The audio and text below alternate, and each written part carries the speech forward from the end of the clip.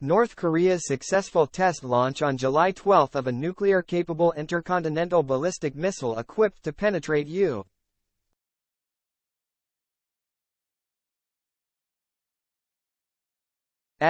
missile defenses is most likely the result of technical cooperation sourced to Russia, according to a new think tank report first obtained by NBC News.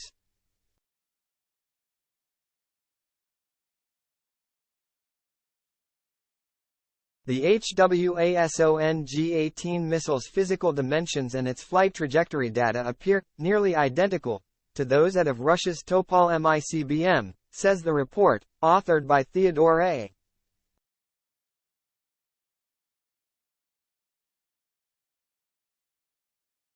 Postel, a professor emeritus of science, technology and national security policy at the Massachusetts Institute of Technology.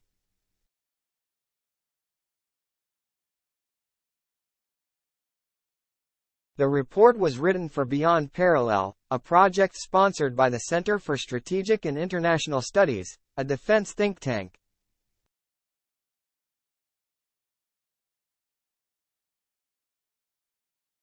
The new missile represents a sudden and significant advancement of North Korea's ballistic missile arsenal, according to North Korea's own pronouncements confirmed by U.S.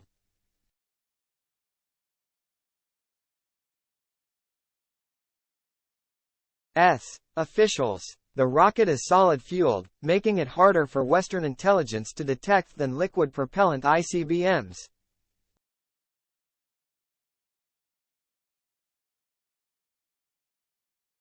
The test last month, observed by North Korean leader Kim Jong-un, was the first successful launch of a solid-fueled ICBM.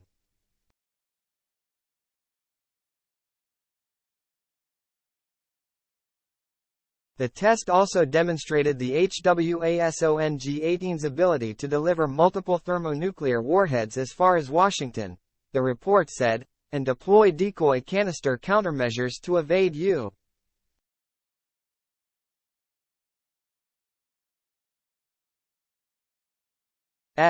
missile defenses.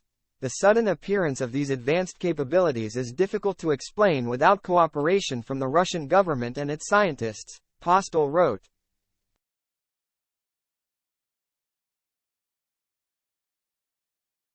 Russia's supplying North Korea with such capabilities would mark a significant escalation of the growing military cooperation between the two countries, as well as violate U.S.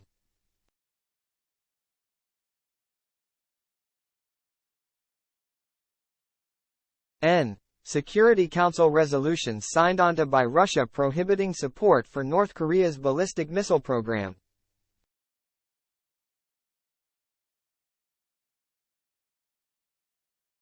The U.S. has accused North Korea of supplying Russia with munitions to support its war in Ukraine, with North Korea receiving food and energy from Russia in return.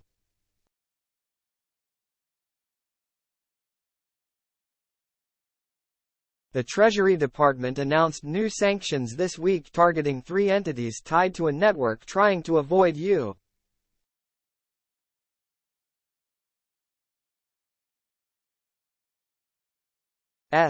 sanctions and support arms deals between the two countries. Russia and North Korea have denied the transfer of weapons to Russia.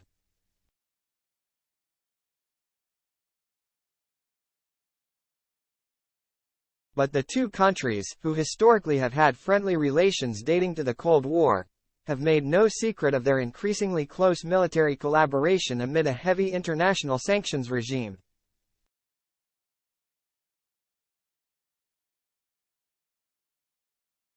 Two weeks after the test, Russian Defense Minister Sergei Shoigu was welcomed to Pyongyang for the 70th anniversary of the Korean War armistice on July 25, meeting there with Kim.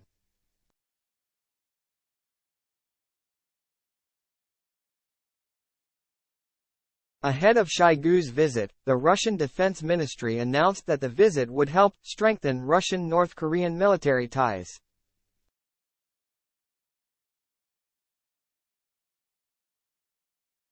Kim sent a message to Russian President Vladimir Putin, reported by state media Wednesday, touting the militant friendship and solidarity established between their countries during the Korean War, and saying they are now demonstrating their invincibility and might in the struggle to smash the imperialists' arbitrary practices and hegemony.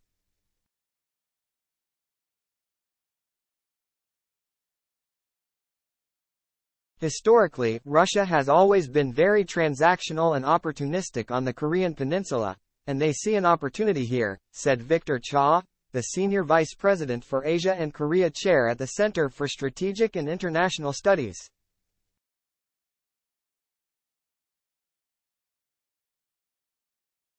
They need the munitions, and North Korea has a lot. They've got a 1.1 million man army.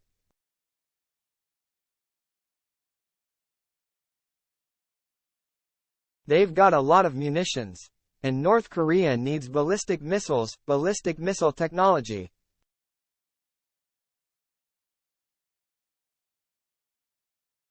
North Korea's provocations will be a major focus of the coming trilateral summit among the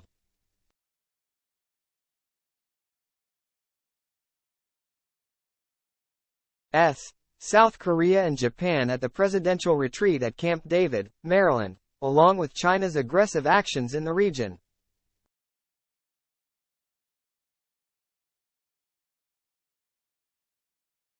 The three allied countries are set to announce a historic plan to bolster mutual security ties, including an intelligence-sharing agreement on missile threats, regular joint military drills and a new three-way crisis hotline, according to senior administration officials.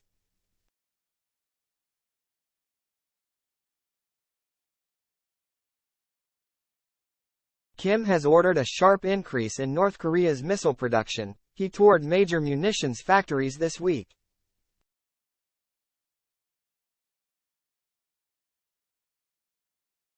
It's very difficult to get the US, Korea and Japan trilaterally together because of all the domestic historical issues, said Cha, who said he believes the security situation in the region and the war in Ukraine are sparking the trilateral breakthrough.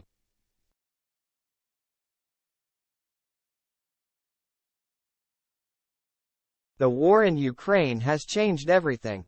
It has changed the way everybody looks at security.